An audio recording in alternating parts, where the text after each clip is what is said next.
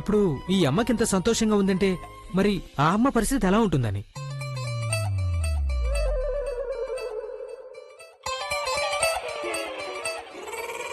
ఒకవేళ ఆవిడకి heart attack వచ్చేసిందే అనుకోండి, అప్పుడు ఎవరు కాపాడతారు? ఆవిడ హార్ట్ అటాక్ ని అడ్డం పెట్టుకుని తన్నుని ఇంటికి తీసుకురాగలిగారు. అభి తనని ఇంటి నుండి బయటికి గంటినప్పుడు మళ్ళీ ఏం సాగు చెప్తారో చూడాలి.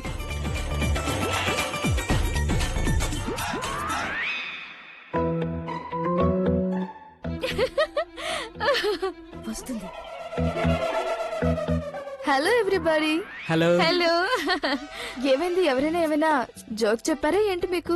అవునంటే జోక్స్ వేసుకొని నవ్వుకుంటున్నాం, కానీ మీరు టెన్షన్ పడకండి. మీ హెల్త్ గురించి జోక్ చేయడం లేదండి. Okay okay.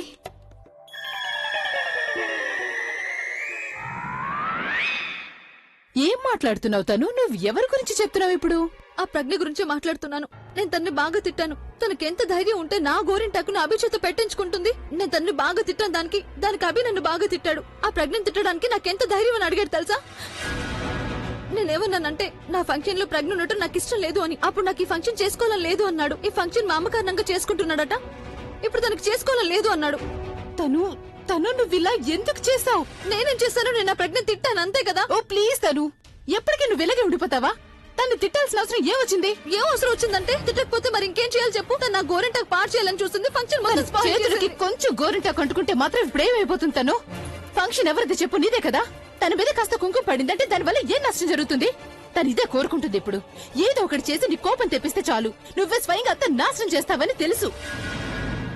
వాళ్ళమ్మ నన్ను కావాలని రెచ్చగొట్టారు. ఎన్ని మాటలన్నారో తెలుసు కదా. నేను రియాక్ట్ అయ్యానా? నేనేమన్నా అన్నానా? లేదు కదా. తను ఇప్పుడు నా ఎమోషన్స్ ని కంట్రోల్ చేసుకున్నాడు. నీ వల్ల కంట్రోల్ అవడం లేదు అసలు.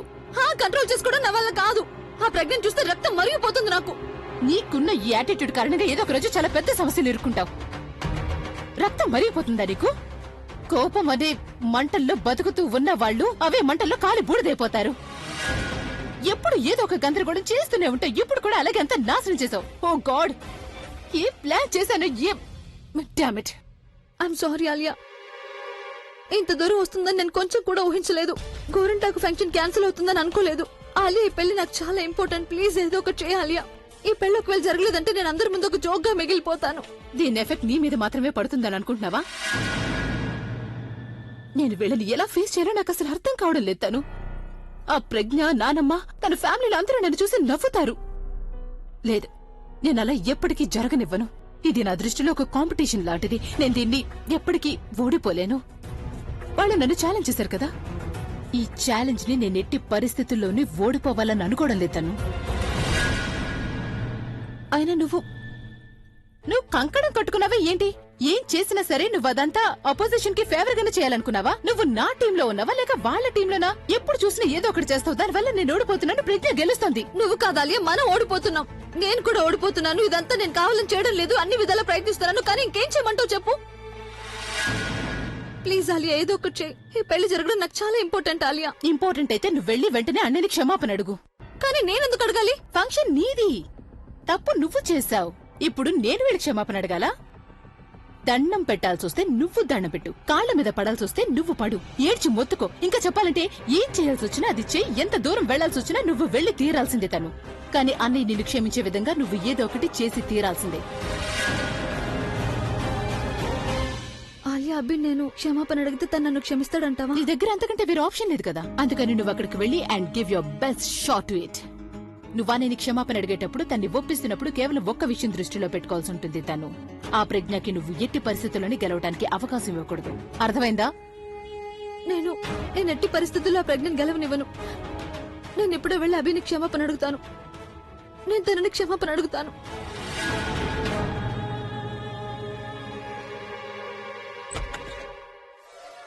అన్నయ్య తన్ని క్షమించేస్తే బాగుంటుంది, లేకపోతే చాలా పెద్ద ప్రాబ్లం అవుతుంది. ఈ పిల్లి ఎలుకలాటలో పిల్లి చాలా ముందుకు వెళ్లిపోతోంది. ఒకవేళ నేను తన కుంకుమని అదృష్టాన్ని అండర్ ఎస్టిమేట్ చేయడం లేదు కదా. కానీ మరేం పర్వాలేదు. నువ్వు ఏం చేయగలవనేది నాకు బాగా అర్థమైంది ప్రజ్ఞ. ఇప్పుడు చూడు.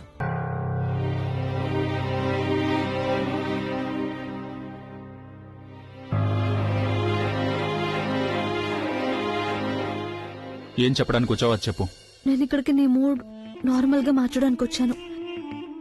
అలాగే నేను క్షమాపణ అడగడానికి వచ్చాను. నువ్వే చూసావు కదా, ఫంక్షన్ కి ముందు నువ్వెంత సంతోషంగా ఉన్నావు, కానీ ఇప్పుడు తప్పంతా నాదే అని కూడా నాకు చాలా బాగా తెలుసు. నిన్ను అర్థం చేసుకోలేదు. అలాగే నీ సెక్రటరీని కూడా తప్పుగా అర్థం చేసుకున్నాను. పైగా కోపంలో నేనేం చేస్తున్నానో తెలియకుండా ఐఎమ్ రియలీ సారీ. చూడు, కోపంలో నువ్వు ఇప్పుడు ఈ మెహందీ ఫంక్షన్ క్యాన్సిల్ చేయొద్దు అభి. ఇది మన మొదటి ఫంక్షన్ అభి. ప్లీజ్ దీన్ని స్పాయిల్ చేయొద్దు. ప్లీజ్ నన్ను క్షమించు. నీకు కావాలంటే నేను ఏ శిక్షణ అనుభవిస్తాను. గుంజులు తీయమంటావా చెప్పు. కానీ నేను గుంజుళ్ళు తీసేటప్పుడు అంతగా బాగుండను కదా, నువ్వే చెప్పు. ప్లీజ్ నన్ను క్షమిస్తావా అభి? ఎవరినైతే నువ్వు హర్ట్ చేసావో వాళ్ళని వెళ్ళి క్షమాపణ అడుగుతాను. తన్ని నువ్వు ఇన్సల్ట్ చేశావు. ఎవరిని? నా ఫ్రెండ్ని. నీ ఫ్రెండ్ ప్రవీణ్ నా? నిఖిత. తను నాకు కేవలం సెక్రటరీ మాత్రమే కాదు, నాకు ఫ్రెండ్ కూడా.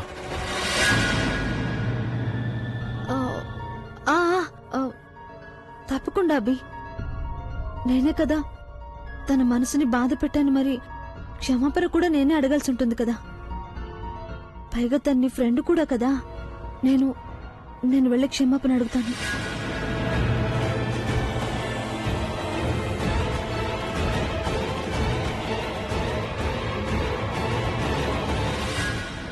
నీ సంతోషాలు, నీ జీవితం గురించి నేనెప్పుడు భయపడుతుండేదాన్ని.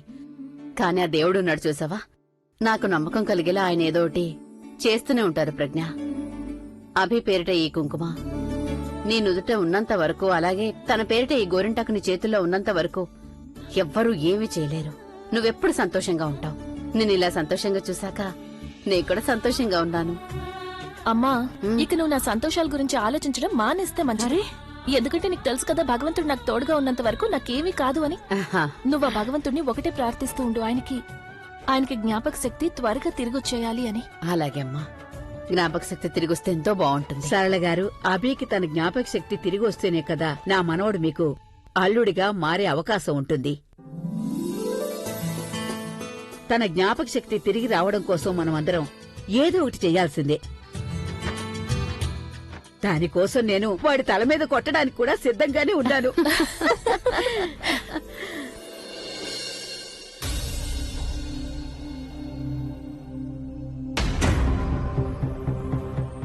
తను గోరింటాకు మొదలు పెడతావా? ఆంటీ గారు, మీరు ఎక్కడి నుంచి వచ్చారో వెళ్ళి అక్కడ నిలబడండి, వెళ్ళండి. మీకు షాక్ తగలడం నాకు ఇష్టం లేదు. మంచి జరగబోయి చెడు జరుగుతుందేమో. అప్పుడు ఈ గోరింటాకు ఫంక్షన్ వేరే ఫంక్షన్ గా మారిపోతుంది. అబే, నువ్వేమంటున్నావో అర్థం కావడం లేదు. అమ్మా ప్లీజ్ ఒక నిమిషం టైం ఇవ్వు, అంతా అర్థమయ్యేలా చెప్తాను ప్లీజ్. తను గోరింటాకు. డాక్టర్ గారు, ఏం చేస్తున్నారు మీరు? నిన్ను కూర్చోబెట్టండి, పడుకోబెట్టండి, కానీ దయచేసి నిలబడి ఇవ్వకండి. అలాగే సార్. మేడం ప్లీజ్ మీరు రండి.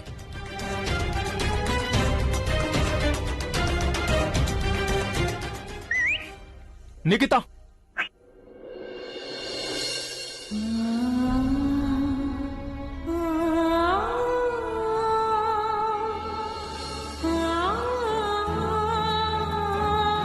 చెప్పండి సార్, ఏమైనా పనుందా? పని నాకు కాదు, తనకుంది. చెప్పు. యాక్చువల్లీ పైన ఏదైతే జరిగిందో ఒకవేళ నీకు తప్పుగా అనిపించిందంటే. నో, ఒకవేళ. సరిగ్గా చెప్పు. ఐ మీన్ అఫ్ కోర్స్ తప్పుగానే అనిపించుంటుంది. చాలా మాట్లాడినాను నేను.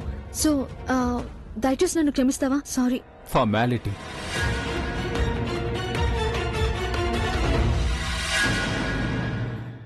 చూడు, ఒకవేళ నువ్వు సారీ ఫీల్ అవ్వలేదంటే అప్పుడు చెప్పడం వల్ల ఎలాంటి ప్రయోజనం ఉండదు. మనస్ఫూర్తిగా సారీ చెప్పాలి, లేకపోతే చెప్పొద్దు. ఫార్మాలిటీకి ఎందుకు చెప్తున్నావు? మనస్ఫూర్తిగా. మనస్ఫూర్తిగా. ష్యూర్.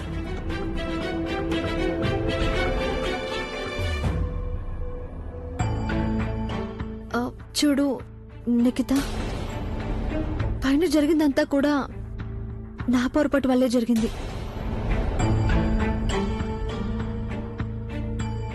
నేను ఆ విధంగా నీ మీద అరవకుండా ఉండాల్సింది, నేను ఇన్సల్ట్ చేయకుండా ఉండాల్సింది నిఖిత. ప్లీజ్ నన్ను క్షమించు నిఖిత. I'm really sorry. నేను చేసిన తప్పని తెలియక చేశాను అనుకుని క్షమిస్తావా please? It's okay. I forgive you. Thank you so much. You are such a sweetheart. Thank you. Nikhita నన్ను క్షమించేసింది. నువ్వు నాతో చెప్పావు కదా, ఒకవేళ నిఖిత నన్ను క్షమించిందంటే అప్పుడు మన ఫంక్షన్. అయిపోయిందా? Feeling light? Thank you. ఇక్క పదా, ఇంకెందుకు ఆలస్యం? I love you Abhi. Thank you.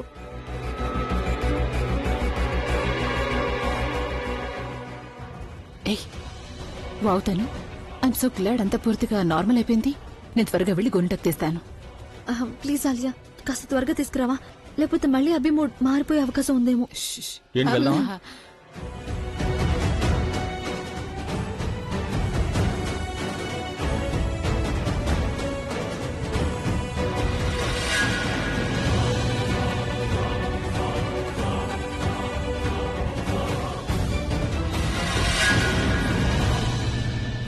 నేను త్వరగా వెళ్ళి గోరింటాకు తీసుకురావాలి. మళ్ళీ ఏదో ఒక ప్రాబ్లం క్రియేట్ అయ్యి ఈ ఫంక్షన్ డిలే అవ్వకుండా ఉండాలి. వదినా వదినా, మీరు అసలు ఎందుకు ఇలా చేశారు? మీరు ఆ తనుని ఎందుకు అలా క్షమించేశారు? మీరు గనక తనుని క్షమించకపోయి ఉంటే అప్పుడు ఈ ఫంక్షన్ ఆగిపోయేది. అంతా చాలా కరెక్ట్ గా జరుగుతుంది, కానీ మీరు... ప్రవీణ్ తన్ను పైకి వెళ్లి ఆయనతో అసలు ఏం చెప్పిందో దాని గురించి నాకేం తెలీదు. ఒకవేళ దాని గురించి నాకు తెలుసుంటే నేను క్షమించేదాన్ని కాదు. తనే ఇదంతా చేసుంటుంది, మాట తీసుకుని ఉండుంటుంది క్షమాపణ అడిగితే ఫంక్షన్ కంటిన్యూ చేయాలని. కానీ ఒకటి మాత్రం నిజం ప్రవీణ్, తన్ను నన్ను క్షమాపణ అడిగేటప్పుడు నాకు మనస్ఫూర్తిగా సంతోషంగా అనిపించింది. తను నాకు సారీ చెప్పింది కదా. అప్పుడు తన మొహం ఎలా ఉందో చూడాలి. ఎలా బతిమాలుకుని తను కాళ్ళు పట్టుకుంటే ఇంకా చాలా సరదాగా ఉండేది. అన్నట్టు వదినా, మీ క్షమాపణ వల్ల ఇప్పుడు ఫంక్షన్ జరుగుతుందంటే కూడా మరేం పర్లేదు. కనీసం తనకి ఇదైతే తెలుస్తుంది కదా, అభి మనసులో మీ మీద చాలా రెస్పెక్ట్ ఉందని. మీకోసం తను ఫంక్షన్ క్యాన్సిల్ చేయాలనుకున్నాడు. ఇక ఎవరికి తెలుసు, తను ముందు ముందు ఈ పెళ్లి కూడా క్యాన్సిల్ చేస్తాడేమో.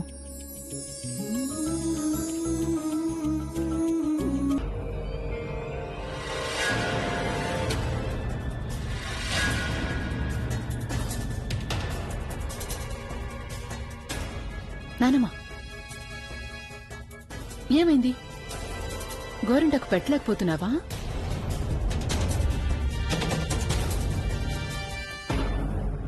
అది ఏమన్నావు ఇందాక నువ్వు? స్నేహితురాలు ఉద్ధరిస్తుంది. ప్రజ్ఞ స్నేహితుడైతే ఇప్పుడు ఇలా వేరే వాళ్ళకి సొంతం కాబోతున్నాడు కదా. నానమ్మా, గోరింటాకు పెట్టచ్చు కదా. ఏంటనయ్యా? కానివ్వు, మొదటిసారి నువ్వే కదా పెట్టాలి. ఇదిగో మిగతా గోరింటాకు ఒక్కొక్కరు వచ్చి పెట్టండి.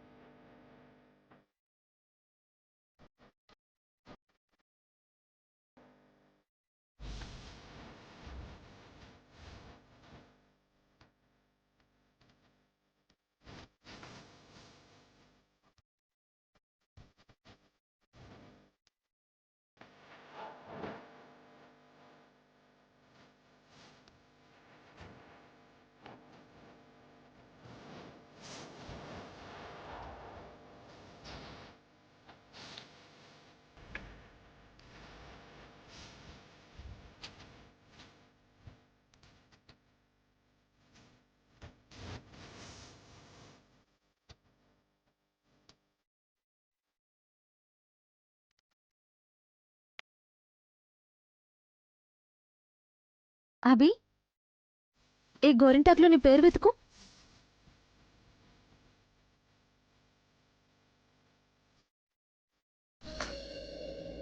పేరా? నాకు ఈ ఆట ఆడాలని లేదు, వదిలే.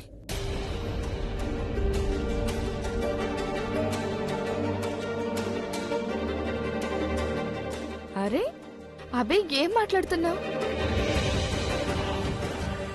ఇది ఆటలా అవుతుంది, ఇదైతే ఒక ఆచారం. నువ్వు వెతికి తీరాల్సిందే. సర్లేని చూస్తాను.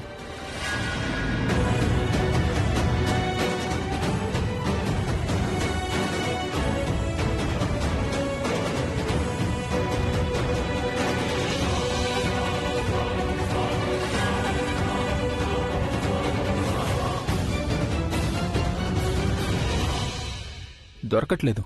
సరిగా వెతికి చూడు, దొరుకుతుంది.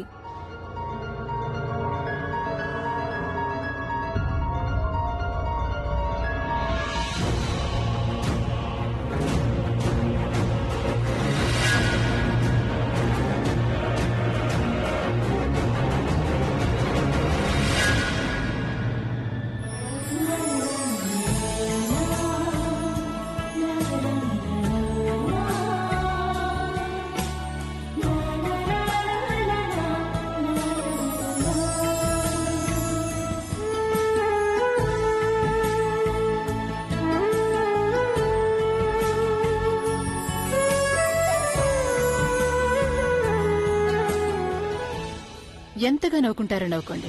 ఒకసారి గోరింటాకు పూర్తయిపోయిందంటే ఆ తర్వాత నీ చేతి కంటిన ఈ గోరింటాకు రంగు, అలాగే నీ మొహంలో ఉన్న ఈ చిరునవ్వు రెండూ మాయమైపోతాయి.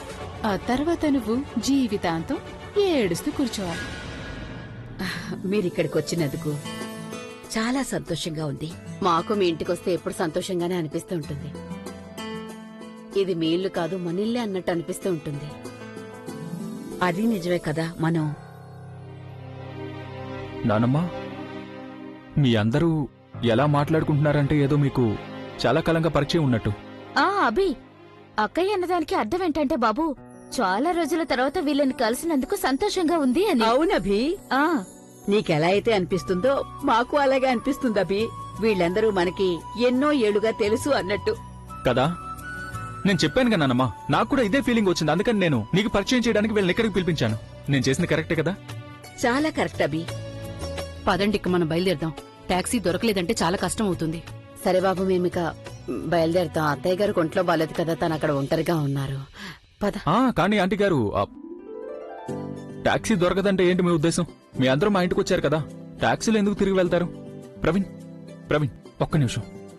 అది ప్రవీణ్, నీకు ఆంటీ ఎక్కడుంటారో తెలుసుగా? తెలుసు. నువ్వు వెళ్ళని ఇంటి దగ్గర డ్రాప్ చేస్తావా? తప్పకుండా, పదండి, డ్రాప్ చేస్తాను. No formalities. థ్యాంక్స్. పద. అరే, నువ్వెక్కడికి వెళ్తున్నావు? ఎక్కడికి వెళ్తున్నానంటే ఇంటికి వెళ్తున్నాను. ఇంటికంటూ ఏంటి నీ ఉద్దేశం? ఇంకా ఫంక్షన్ జరుగుతుంది, బోల్డ్ అన్ని పనులున్నాయి, నువ్వు ఇంటికి వెళ్ళిపోతే ఫ్యామిలీ పర్మిషన్ ప్రాబ్లమా?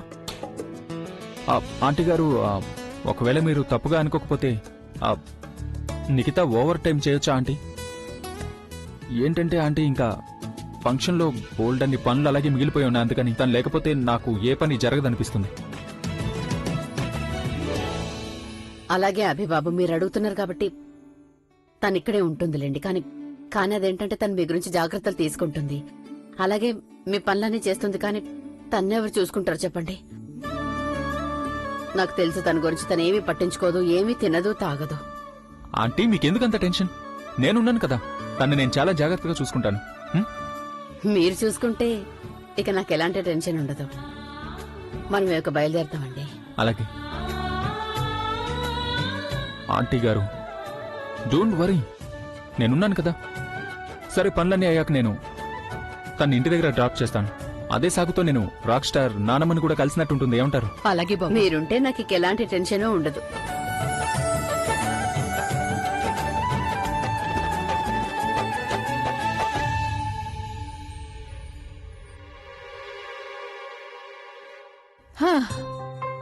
Wow, not bad. నువ్వు ఇందులో అన్నయ్య పేరుని చాలా చక్కగా దాచిపెట్టేసా. తను అవమానం భరించి గోరింటాకు పెట్టుకుంటే మాత్రం ఏం లాభం? యూనో అలియా, నేను ఈ ఫంక్షన్ లో అసలు సంతోషంగా లేను, కోపంగా ఉన్నాను. నువ్వు చూసావా? నాకంటే ఆ ప్రజ్ఞ ఎక్కువగా సంతోషంగా ఉంది. స్వీట్హార్ట్, డోంట్ యు వరీ. నువ్వు తన్ని క్షమాపణ అడుగుండొచ్చు, కానీ నాకు బాధగానే అనిపించింది. I feel insulted two, and I promise you, ఇదంతా జరిగినందుకు ఆ ప్రజ్ఞ తప్పకుండా బాధపడుతుంది. నీతో ఎందుకు క్షమాపణ చెప్పించుకున్నానా అని. ఏంటి నీ ఉద్దేశం? అంటే ఏంటంటే తను ప్రజ్ఞ డ్యూటీ ఈ ఇంట్లో పూర్తి కాబోతోంది. ఆ ప్రజ్ఞాన్ని నేను చాలా తక్కువ అంచనా వేశాను తను, అందుకని తన్ని ఇంట్లో ఉండనిచ్చాను. కానీ ఇక నా వల్ల కాదు. ఇప్పుడు తను ఈ ఇంట్లో నుంచి బయటకు వెళ్లే టైం వచ్చేసింది. మనం ఇక్కడ మాట్లాడుకుంటూ ఉన్న టైంలో మన మనిషి తన్ని బయటికి పంపించడానికి అన్ని విషయాలు రెడీ చేస్తూ ఉంటాడు. ఒకసారి అన్ని రెడీ అయిన తర్వాత తను ఇంటి నుంచి బయటికి వెళ్లిపోతుంది. తను ఇంటి నుంచి మాత్రమే కాదు, అన్నయ్య లైఫ్ నుంచి ఏ విధంగా బయటకు వెళ్లిపోతుందంటే తను కేవలం ఒక పేరుగా, ఒక చేదు గుర్తుగా మిగిలిపోతుంది. నువ్విదంతా ఎప్పుడు చేస్తావు? ఇదిగో నీ గోరింటాకు పూర్తయిన వెంటనే ఆ తర్వాత దాన్ని బయటకు పంపించే టైం దానికదే వచ్చేస్తుంది. చెప్పడానికి పెద్ద డిజైన్ ఏది లేదు కానీ ఇది నాకు ఈ ప్రపంచంలో అన్నిటికంటే బెస్ట్ డిజైన్ లా అనిపిస్తోంది. ఈ రోజు ఈ ఫంక్షన్ నా కోసమే జరుగుతుందన్నట్టుంది.